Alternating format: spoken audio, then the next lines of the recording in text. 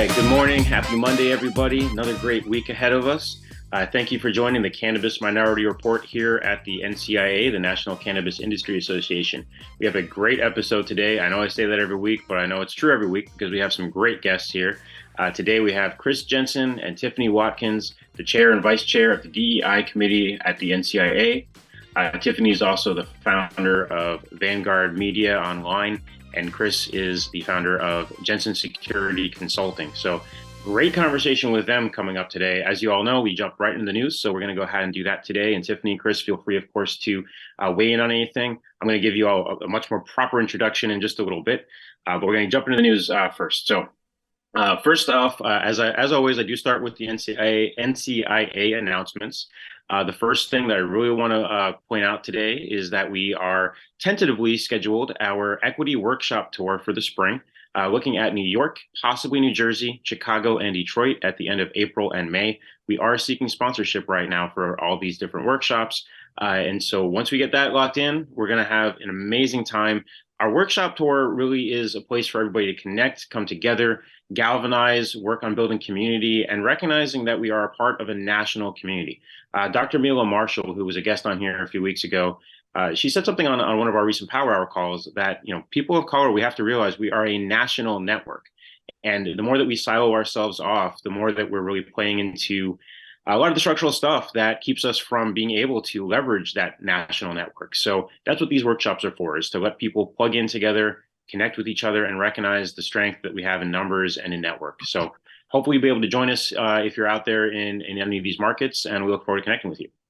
So moving forward into the news, let's see. So a couple different stories. The first thing I wanted to bring up today is something from last week that I mentioned, which was Hawaii making headlines with Senate Bill 669. That apparently has failed. It is no longer an active bill in the House. And that, in my opinion, and this is just my opinion here, is good news. Because after talking with, I got to make sure I say this name right. I still don't know that I will. But May Fuimaono-Poe, she is the Hawaii State Director for Minorities for Medical Marijuana, M4MM.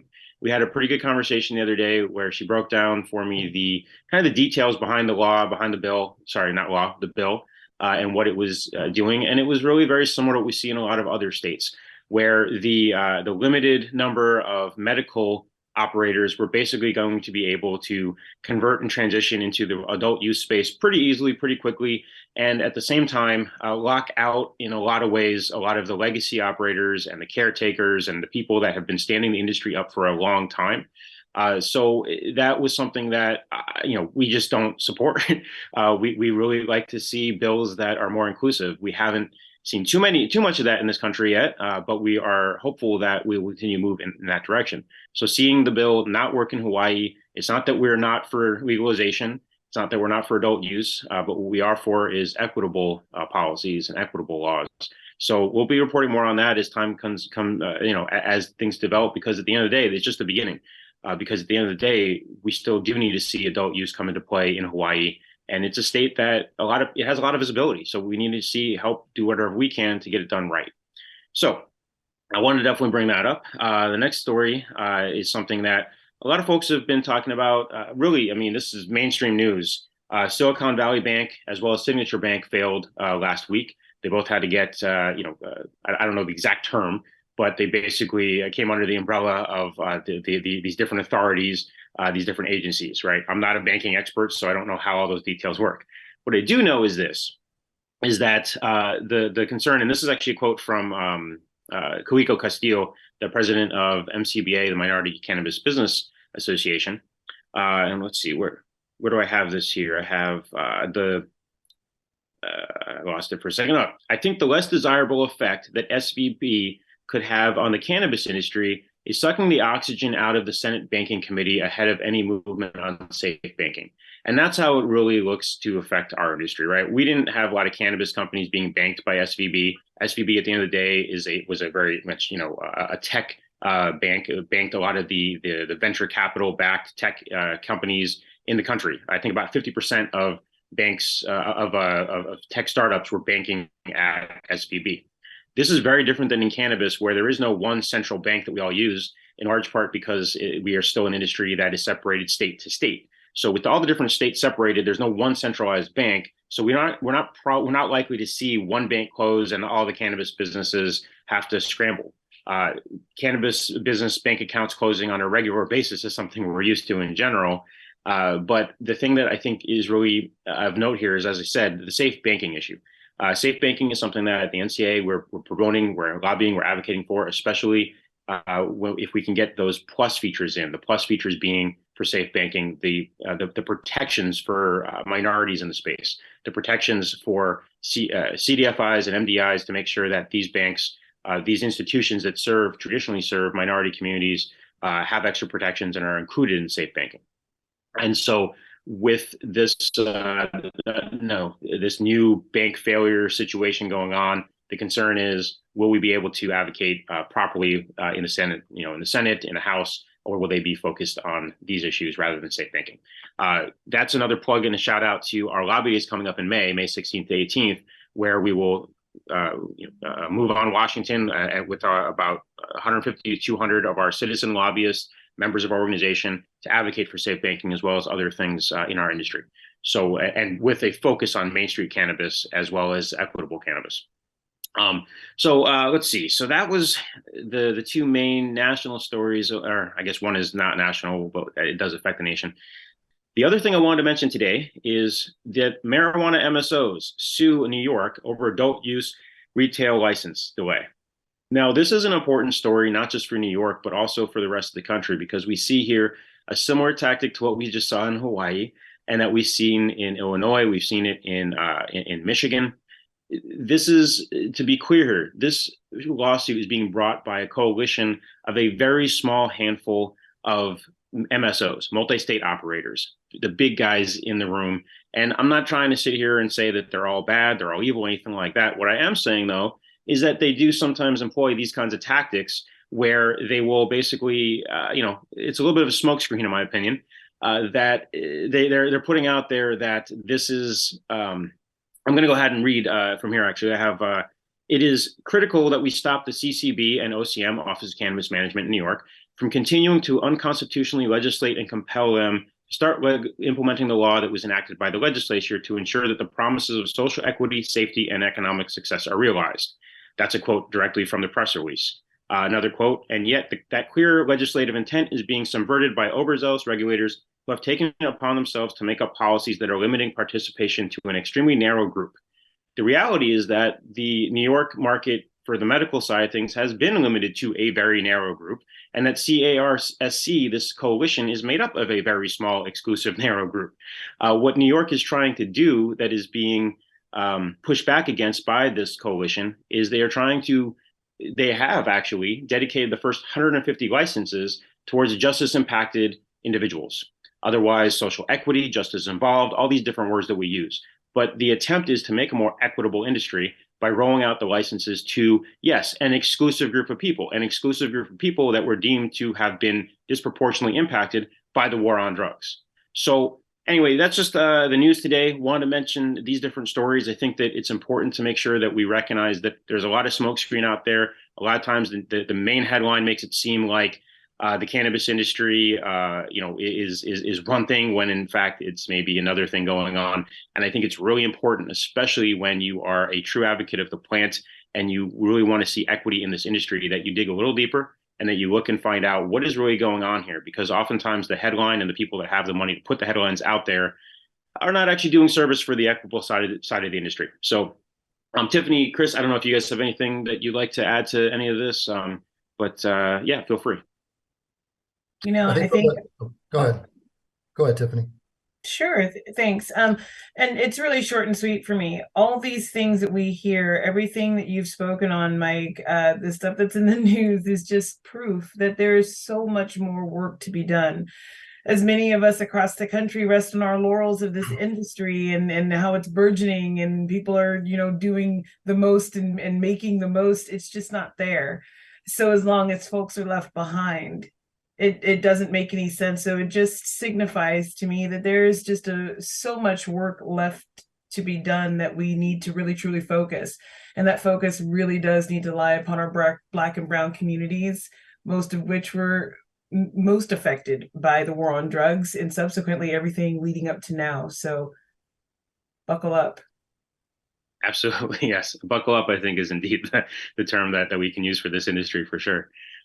Chris, did you have something you wanted to add to that? Yeah, I mean, all those issues are all tied together, in my opinion. But from Hawaii's perspective, the similar thing happened in Colorado when we moved from medical to adult use, where the companies that were already in medical moved over to adult use, and I think there was either a 12 or 24-month period before anybody else came in. Colorado wasn't a limited license state, so I think, and it was kind of it was the first time they were moving to adult use. So it made sense then. It seems like it's an antiquated system today, and that there could be a little bit better approach to that. When it comes to banking, from a security perspective, to have folks to have banking, I mean, it just makes a ton of sense. You're going to requiring folks to have security, yet you're making it the most unsecure by not allowing people to be able to bank properly. Not, and there's many different issues there, not being able to track your money and so many different issues. And then from an MSO perspective, to come out and say that it's unconstitutional that a very limited group of folks get these licenses, I believe that's how exactly all the MSOs were created. So it seems a bit ironic. Yeah, absolutely. I mean, whether it's the MSOs that came out of Florida, Illinois, Pennsylvania, Arizona, and New York, it's really ironic, I think, that they're now upset that there's an exclusivity being rolled out to basically support the licensing of folks that were disproportionately impacted for decades. So yeah, there's a lot of other quotes that I do want to add, not to beat up on the MSOs too bad, Yeah. because I mostly worked in corporate environments Right. for my whole career. There's MSOs that have helped me in my career deeply, so it's not a knock on them. It does come down to business, and but it is a little bit short-sighted. And I would say, as far as from a corporate structure, going into some of these MSOs, they do provide quite a bit of opportunity for people of color, LGBTQ plus, and for women. So you have to give them their kudos on that. But that being said, that was a pretty weird statement to put out, in my opinion. Yeah, Absolutely. because nothing's all bad. Nothing's ever going to be all bad or all good. But the real piece that sticks out to me for the MSOs is to have the audacity to talk about exclusivities when, to Chris's point, the point that's the point of origin. It's their origin story. So, it's not like it's not due. Equitable treatment is long past due in this country on many fronts, not just cannabis. So to even open up your mouth in that direction is really a show of not being in touch, really only thinking of self and not really. So it kind of, to me, my opinion, negates all the good that you're doing. When you say I have equitable treatment within my company, I hire Black and brown, I hire women, I promote women, whatever it is, you negate it as a whole when you have this type of action. So I like to see that slither away. That's a good way to put it. And yeah, I think that's a good point. It's a disconnect, right? There's a strong disconnect there and not really full alignment. And that's something that we can advocate for within these companies. I mean, get in touch with us, right? Like, we'll talk to you about how do we create better DEI top to bottom throughout your whole organization, because a lot of it can be also that one person is over here thinking that this makes sense. Why is it this way? And then somebody else might have the history behind what happened before. And, people can get together and actually have these conversations. Corporations are no stranger to siloing. There's a lot of siloing that happens at corporations. It's sometimes what happens because you have to be able to make your bottom line and you have a large organization. It's a challenge, right? Not trying to sit here beating up on the MSOs. I understand that they also have challenges in the space too. The real thing I'd like to see is all of us really working together. And these lawsuits against each other, I think, are they detract from what this industry can really be at the end of the day, because they do pit us then against each other, where we have to figure out how to navigate this in a hostile environment at the end of the day. So I think you hit a good point there. There is a lot of pitting the industry together to divide and conquer. So to come together collectively and work as one as best that we can, not to be siloed in your state or in your particular area of focus. It takes a village. So we definitely need to work together. because Absolutely. there's people waiting on the wings for us to just fight each other and separate us so that they can take over once it becomes federally legal. 100%, man. And I told you guys this was going to be a great conversation. So a couple things before we get into the actual meat of the conversation here. First off, on the New York bit, next week's guest will be Damian Fagan, the Chief Equity Officer of the Office of Cannabis Management in New York. So we're going to have a great, lively conversation with him. And next week, we will also have our first co-host on the show. We're going to have a rotating set of co-hosts throughout the next rest of the season. And so next week we'll debut that with Damian Fagan as our special guest. So more to come on New York and what's going on with that next week. I'm sure everybody's interested in seeing kind of how this rollout is going, because as New York goes, in a lot of ways, the rest of the industry is going to go. So another thing we like to do here on the show is we like to highlight a handful of minority-owned, Black and Brown-owned businesses. So this week, no different than that. This month is Women's History Month. So the handful that we want to promote today and give some shout outs to and highlight are some women-owned businesses. Excuse me. So the first one, Lindsay Renner, Lindsay Renner, for those of you who don't know, is the owner of Native Humboldt Farms in Humboldt County, Northern California. This is an old school legacy farm that really uses regenerative and indigenous farming practices and methods. And Lindsay was recently named to the advisory board of Cannabis Business Times' Cannabis Conference in August. Last year, I believe she received a Cannabis Leadership Award at that same conference.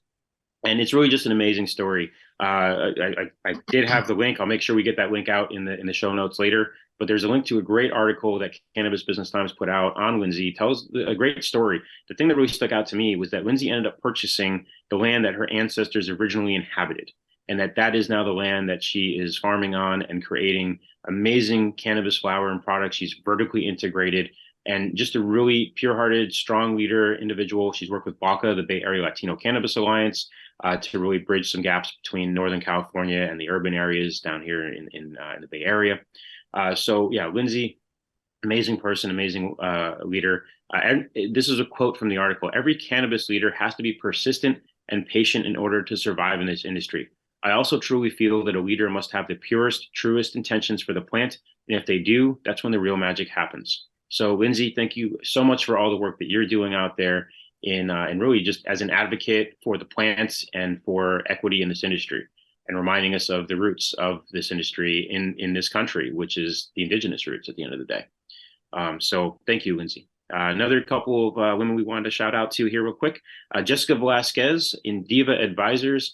Indiva Advisors is a financial advisory firm. They do CPA, accounting type of things. They're based in Las Vegas, but they do operate nationally.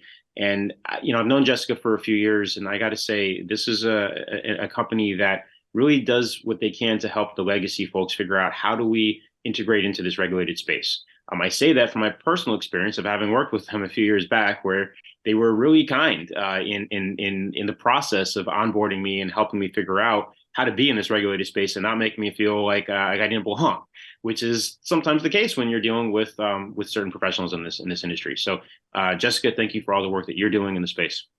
And the last shout out here, real quick, Alexis Angulo, founder of Pretty and Posh, a brand in California. She was a previous guest here on the show, so wanted to throw another shout out here. Still doing great things in Northern California, still pushing forward, still pushing the brand forward, and doing so for social equity in the Northern California area. So with that all said, we have a couple great guests who you've already got to hear from a little bit today. Tiffany Watkins and Christopher Jensen here. Tiffany, founder of Vanguard Media Online, known in the community as Lady Canna. You're a former IT professional, as well as working on developing all these grassroots campaigning and cannabis advocacy going back 30 plus years. So you've been in the industry for a long time, helped a lot of people. I know so many folks respect you so much in what you do. I respect you a lot in what you do. I've had the pleasure of being on the committee or working with you through the DEI committee at the NCAA for a few years now, and I've gotten to see that. The thing that really stands out to me in getting to know you over the last few years is just how much integrity you've had in saying, hey, you know what, if we're not about DEI for real, then what are we doing here? And you've really put that to the test at times at the organization and really held a lot of folks accountable at the organization, making sure that we do move forward in a way that is true to DEI and not just simply paying lip service. So thank you, Tiffany, and welcome to the show. Um, Glad to have you here. And then Chris, the current chair of the DEI committee.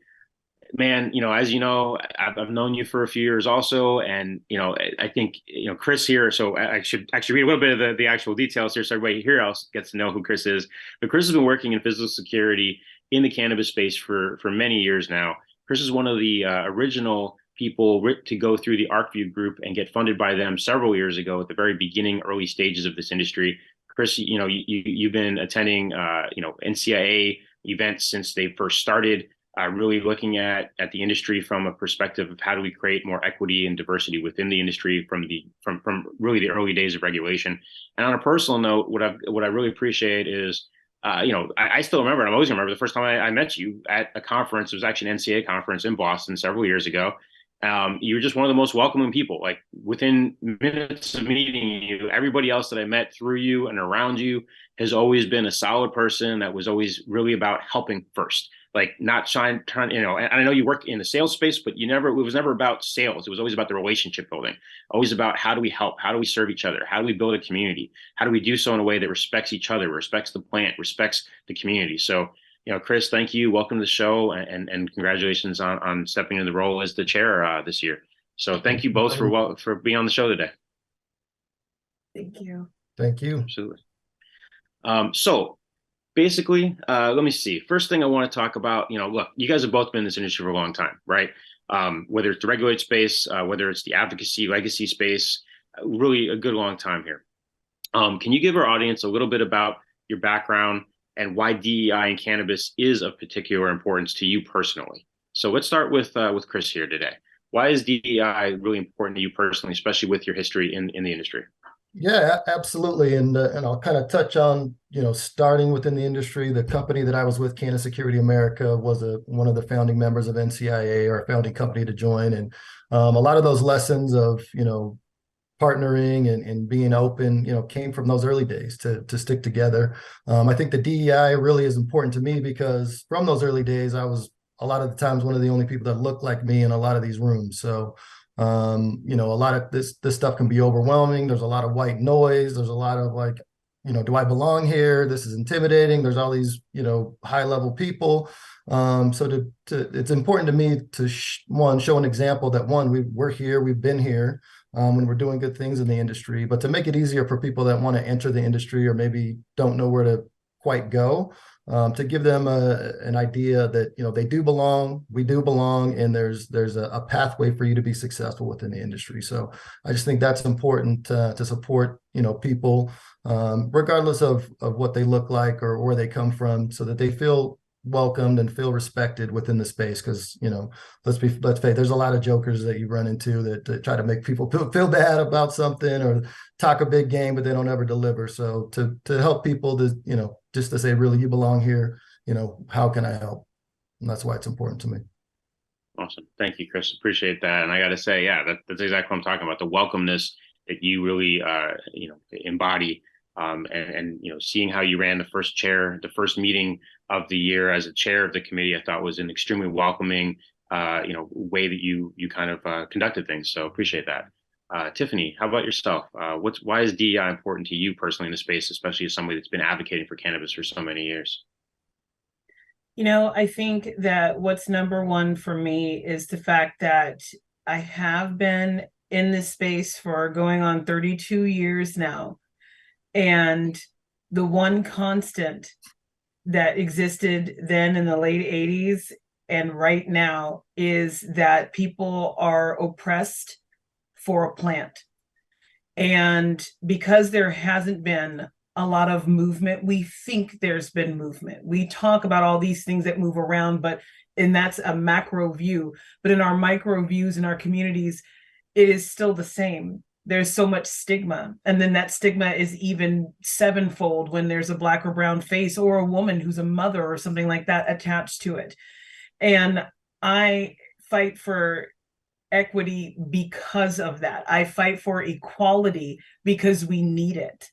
And it has been uneven forever. And every decade we try.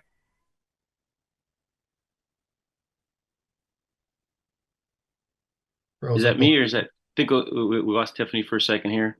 Where people Oh, can have the medical freedom to utilize cannabis or other plants if they wish, and have the power of having a voice and a community that will stand behind them. It's why I fight for DEI. thank you so much, Tiffany. I think the thing that you said right there that hits it on the head for me is that this is still very stigmatized, especially in certain communities, and understandably, because in certain communities, there are still a lot of people locked up. A lot of people that are locked up or that have gotten out, but they're still on probation, still have to be very wary of how they interact with the plant, and it's affected lots of families as a result of this, and that hasn't changed. That still is the case, especially when we have, as we just talked about a minute ago with New York licensing, when we still have places that it's still almost impossible for folks to get licenses that came from neighborhoods that were extremely policed and where the stigma still is very steep. So no, thanks for bringing that up, because we sometimes, to your point, forget about that. We see all the progress, we see all the news stories, we see all the numbers and everything's increasing, but we also forget the real story that in certain communities, it's still extremely stigmatized and very taboo in a lot of ways. So yeah, thank you. Right. And it's not always just about the cannabis. It's really the lifestyle. Because of the plant, they were displaced from their homes. And the trickle down effect into communities that were already lacking is monumental. And that's the piece that we don't always talk about. So it's really nice to talk about how, well, there's social equity initiatives and people can get licenses they can come from the legacy market. And coming from the legacy market is more than I had a grow and now I have a regulated grow. It's sometimes picking up the pieces from being arrested. And picking up those pieces is the hard part. And the last thing you're thinking about is a license. You just want to be able to work. You just want to be able, and all this stemming from one area, the war on drugs. And so, like when I talk about that piece of there's so much more work to be done, that's the work. It's granular. Absolutely. Bring up New York as well. They had the stop and frisk for so long, and just anywhere in general. If you're a person of color, the first thing you smell like weed is the way to get police contact. So to be able to not have to worry about that, we still have to worry about that more than anybody in any community. You could be, really anywhere. And if you're Black, brown, it smells like cannabis is the first way you're going to, find some police contact. So that needs to stop. Absolutely. I think I saw something somewhere recently, some news story that said that they were finally going to ban that practice of letting cannabis smell be something that would allow somebody to do a search, to conduct a search. When I say somebody, of course, police officers to conduct a search. I got to look back. Probable cause. Right. Absolutely. Yeah, it's great in Colorado, but then you go to a state in maybe I partook of cannabis in a state where it's not legal, and then immediately that paranoia starts to kick in. Yeah, exactly. Absolutely, man. So DEI, again, this is one of these terms, diversity, equity, inclusion, that often it's a buzzword, right? These words have often been co-opted to be used for marketing purposes at the end of the day, not to be used for actual impact. At the NCAA, when we started the reboot of the DEI committee, which was about 4 years ago now, there was a lot of speculation. What is this going to be, right? Is this going to be another situation where it's going to be for window dressing, lip service? Is it going to be for true impact? You all have, Chris, you mentioned you've been in the rooms for over a decade now at the NCAA. And I know you took a hiatus for a while and then you kind of came back in the fold a few years ago, I believe. Tiffany, you started being on the committee a few years ago with this new reboot. Can you tell us a little bit about kind of how you've seen the trajectory of DEI at the organization and kind of the direction you see it going in right now, good and the bad? For me, when I stepped into the seat of my first term, which was roughly 3 years ago, I didn't see a lot of movement. I was disappointed and I was very vocal about it. I wondered, where is this going? It feels like yet another program that is designed to tokenize. Everybody wants to talk about DEI, but no one wants to be about DEI. And it felt really very much so like that.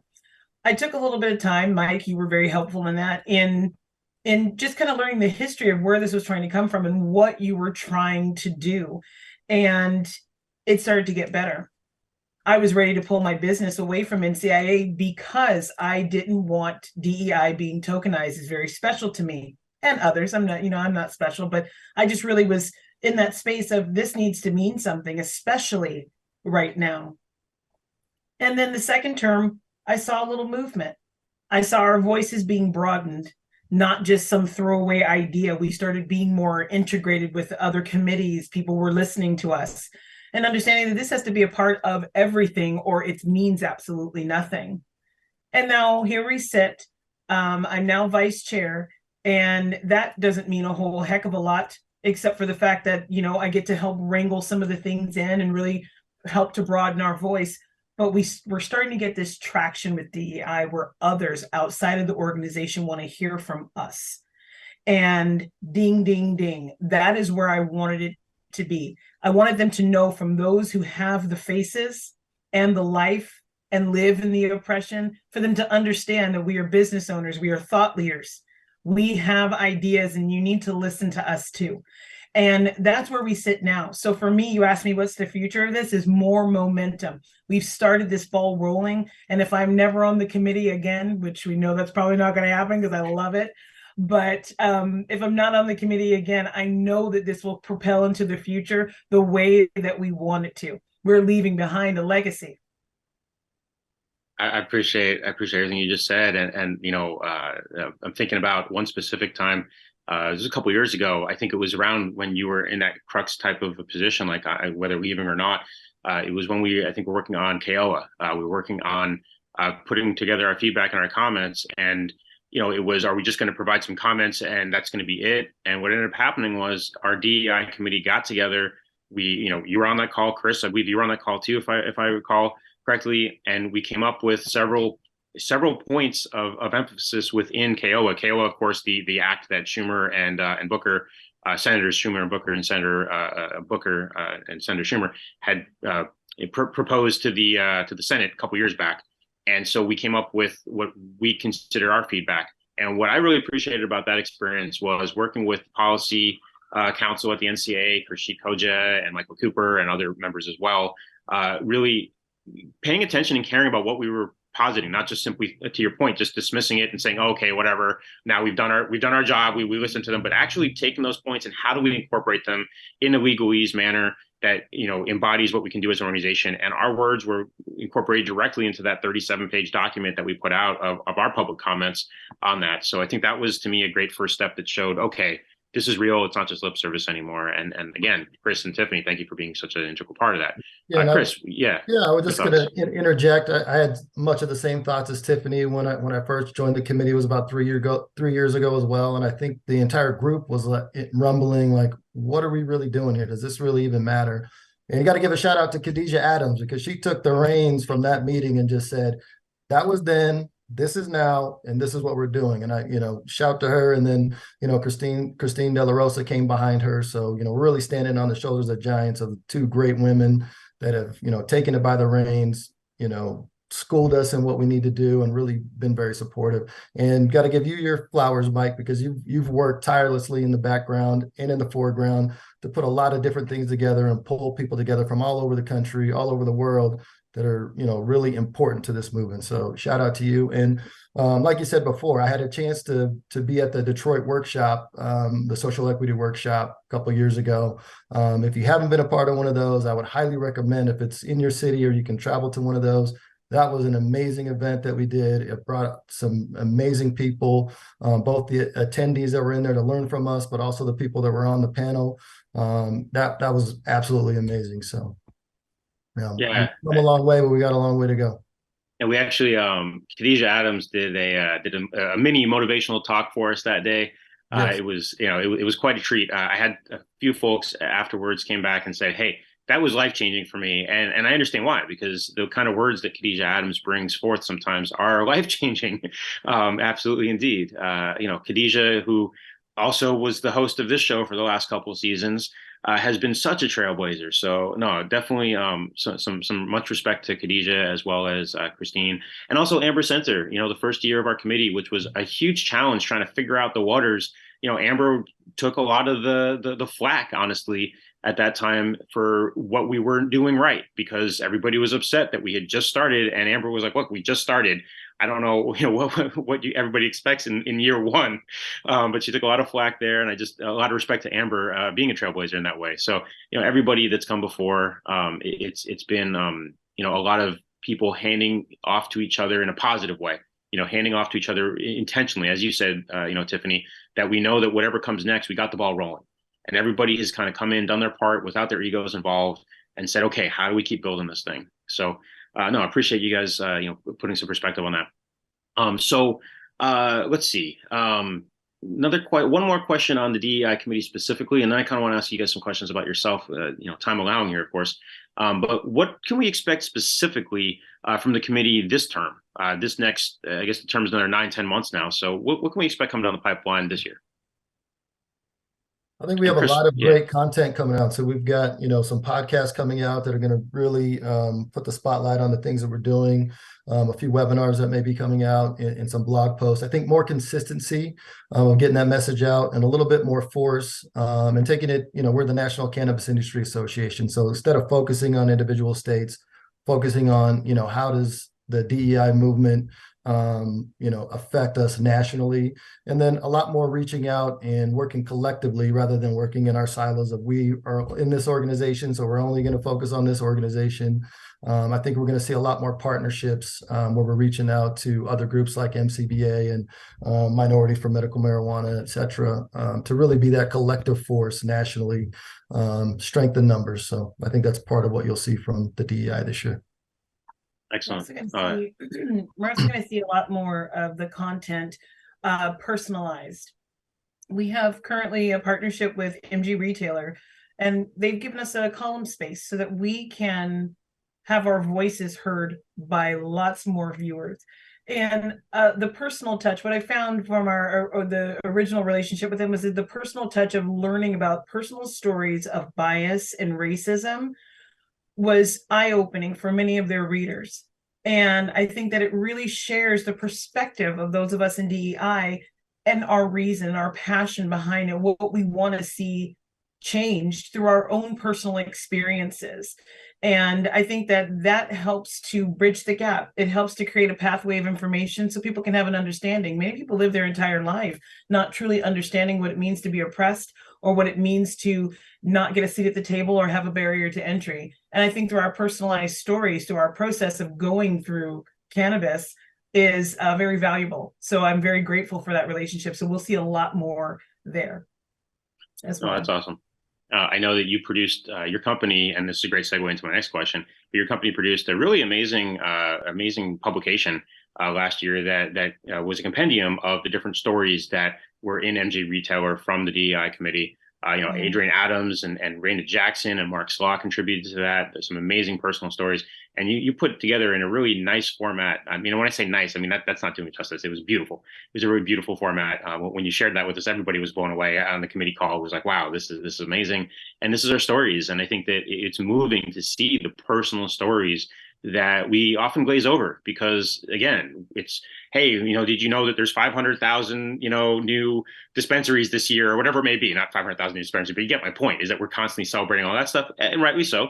Or we're going to the other side and we're looking at the aggregate number of there's only 0.3% Black women that are in, C-suites in this country or whatever it may be in cannabis. And so we're looking at these macro numbers on both sides. But at the end of the day, it's the personal stories that's why DEI matters. It's not because just of some big needle. The big needle that we're moving is because we're trying to move the needle for all the individuals that make that up. So I think bringing those stories to the forefront is huge. And Chris, I know that we've talked about this for a while, is, the impact on the national level that we can have as an organization. And when it comes to DEI, we don't have to be in the corner. It can be actually like integrated into the national scene. So absolutely. But Tiffany, Vanguard Media Online, right? It's a publication that celebrates, and again, this is National Women's History Month, and so your publication focuses on women's stories in cannabis. Can you tell us a little bit more about just what it is and what it is that you're accomplishing and looking to accomplish with Vanguard Media? Sure. We are 4 years in the making, and our biggest accomplishment to date is getting women's stories told, their journey. It's not about being product specific, although many of these women do create products. They're innovators, they're leaders. And we just want to make sure that their stories are not only told, but brought to a very high level so that each woman gets the spotlight. and stands in it unapologetically as part of our mission. And essentially, and many people have asked, well, what is this? What are you doing? And I say, I'm building an archive for the future. We will always be able to go back and look at any particular moment in time from the inception of Vanguard Media Online and go, this is what was going on with women. This is their perspective. This was the growth rate then versus now. I'm a real data analytics person. So I like to see the then and now. I want to be able to chart it and have a graph for 20 years from now, 50 years from now, 100 years from now, something that can always be left behind so we know where we were, so we know where we're going. And that essentially is what we're doing at Vanguard Media Online. I love that. And that right there, Vince, let's get that sound bite there and put that up on the site, because I think that's really important, especially for Women's History Month too. Dan Locke says what doesn't get measured doesn't improve. And I think that what you hit right there on the head is having an archive, having something to look back on and see these are the stories. Again, it's about the personal story, but also the bigger picture. So no, appreciate that. Appreciate the work you're doing. Chris, to you now, something that I think has been really one of the strong points of what the conversations we've had, and that I've seen you have with other folks too, and really helping them understand this industry is, you've had the experience of going through ArcView Group, right? You've had the experience of being in the corporate space in the cannabis industry. You've had the experience of also being at the ground level in the cannabis space. For other folks that are looking to come into the industry now, and there's opportunities, whether it's at a director level or an executive level, or maybe, like, what do you see right now as the opportunity to be in the cannabis space, especially for people of color that are trying to figure out, how do I get in? So yeah, if that question makes sense, like, can you pick up on that? Yeah, absolutely. Things have changed over the course. I mean, they seem to change every couple of years, and it's a totally different landscape now than it was before. But to really find your passion. What do you want to do? Do you want to do plant touching, or are you more of an ancillary business type of a person? Are you an entrepreneur? Do you want to start your own business, versus would you prefer to work for somebody in a role that maybe in a vertical specific role? So from my experience, starting in the ArcView and doing that, I really just took a chance. I was just tired of working in corporate world. I had a gentleman that I used to work with at a different security company call me and say, "Hey, come meet me for lunch and come check out this thing that I'm doing." And I thought we were just getting together for lunch. And I show up, he's got this weird badge on that says MED on it. And I'm like, what the hell is that? And so kind of explained what he was doing. I'm doing security for the cannabis industry. And at the time I was like, well, this doesn't really make sense. There's like 300 locations in Colorado. What happens if we get even, 10% of that? Then what do we do? But very quickly, the ArcView called us. They invited us to a meeting in Washington at the Washington Athletic Club. And man, I didn't know what was going on, but I just felt that there was an opportunity here. So, just to give a little bit of background where I come from. And then, I was there for a couple of years, and I moved into a more corporate role with a larger security company, and they were interested in it. So I decided to say, hey, I can do the cannabis thing, and I moved into a vertical role. So I would just say, kind of figure out what you want to do. From a corporate perspective, go ask your employer, are they interested in this? Do you want somebody, involved in this, or to take on this role? Then I would say, probably join the NCIA, because they're going to have the most pertinent information that you need to block out a lot of the white noise. There's so much going on in cannabis. You need to block that white noise out, and maybe focus in, and then attend an event, whether it's an NCIA event, an NECAN, or MJ BizCon. Highly recommend, so that you can get a feel for, where are the real opportunities within this space. And I think from there, you can decide, do I want to touch the plant? Do I want to be an entrepreneur? Do I want to, approach my company and be a vertical specialist? And then be very flexible, because whatever you decide to do, it's probably going to change 10 times before you get to where you really are meant to be. Awesome. I think, a rambling answer. Hopefully I answered the question. Oh, no, I think that was great. I mean, what I'm catching from that is, one, be ready to pivot possibly a million times in a year. But the other thing is, it's easier to pivot if you also understand where you want to be in the first place. If you already understand that not everybody needs to be an entrepreneur, but what does that mean? What space does that mean you want to be in? Do you want it to be with the company you're with now? Do you want to go find another company? So I think that whatever it is, once you figure out who you are and how you want to be in the space, go to some events like Chris says here. And then from there, be ready to pivot a bunch. It's going to be a lot easier to pivot. I would also add to that you also need to be, one, wear your business hat, but you also have to wear your advocacy hat, and then you need to wear your political hat. And I think if you get involved in those different realms, the vetting process for you coming in, people are going to accept you more. Are you just coming in to sell something, or do you really support the movement? And you see a lot of folks that are coming to the industry now, they have no interest or even, even want to, be on the advocacy or the political side. But, if you're going to come in, especially as an ancillary business, and you're not standing side by side with the plant touching folks that are taking on all the tax burden, that are taking on a lot of risk to go to jail, that aren't able to bank, then, you should probably reevaluate what you're doing. And for the folks within the industry, we need to make sure that we're working with those companies that are actually standing with us in the movement to push this, legalization forward on a global scale. Very well said. I think that's a great note to segue into our ad break here right now. So when we get back, we're going to go ahead and play our Canna Quiz game. We got some good questions lined up for you all. We'll explain the game in just a minute here. We'll see how Tiffany and Chris here fare, and you get to put your heads together on this one, so we'll get to see how it goes. But Vince, and shout out to Vince real quick. I shout him out every single week because he deserves it. Because Chris, Vince, you're amazing. Vince, you're an amazing producer. The reason that the show is here in the first place for 4 seasons now. So Vince, go ahead and take us away. Well, here at the National Cannabis Industry Association, we have proudly represented small businesses across the cannabis industry since 2010. We represent Main Street cannabis, not Wall Street cannabis. We have come so far in this fight to legalize cannabis that it seems that it's almost inevitable, and we're the ones making sure that as those rules are written, they favor small businesses, mom and pop operators, and Main Street cannabis, not Wall Street cannabis. In addition to making sure that your voice is heard at the federal level, being a member of NCIA also means building a vibrant community of small business owners within the cannabis space. Because we can always learn so much better by working together, learning from our mistakes and our successes, and building this industry together. So if you're interested in making sure that small businesses and Main Street cannabis has a seat at the table, be sure to join NCIA at thecannabisindustry.org.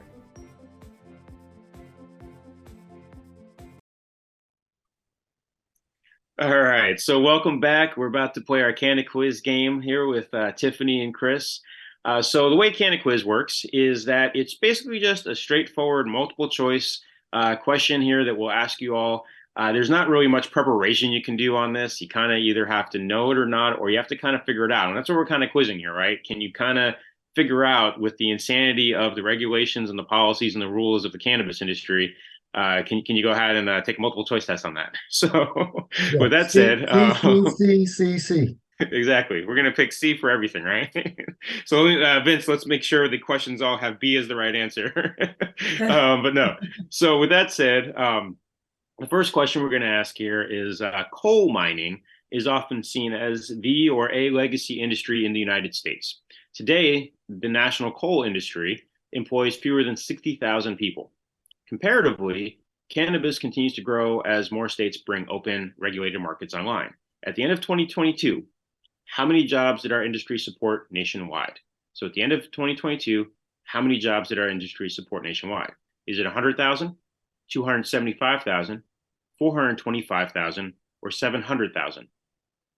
So 100,000, 275,000, 425,000, or 700,000? B. I'm going to say C.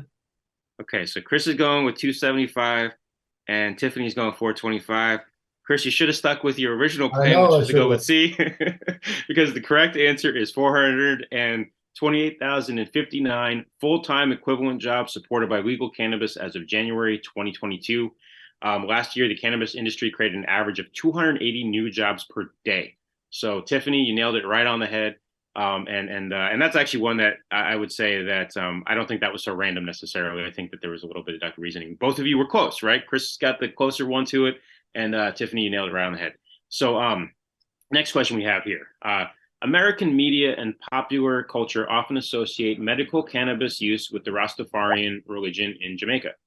Religious exemption for a sacrament has been a tool for other religions in other countries. but one really went above and beyond and codified in law the right for the Rastafari to consume in their nation.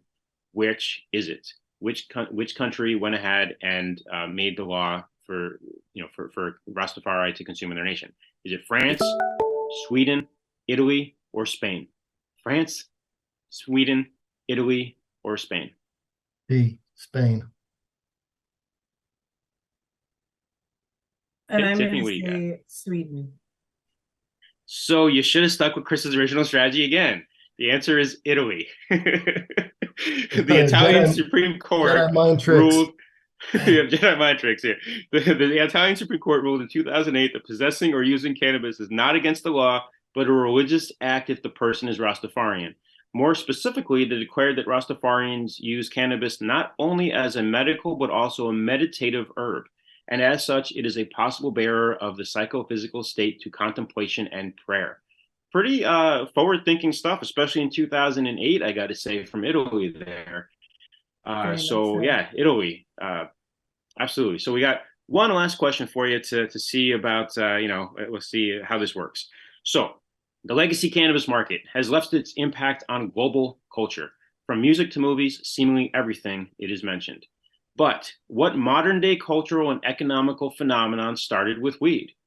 Is it the internet sales, online streaming, Twitter Blue, or Zoom meetings? So which cultural or an economical phenomenon started with weed? Is it internet sales, online streaming, Twitter Blue, or Zoom meetings?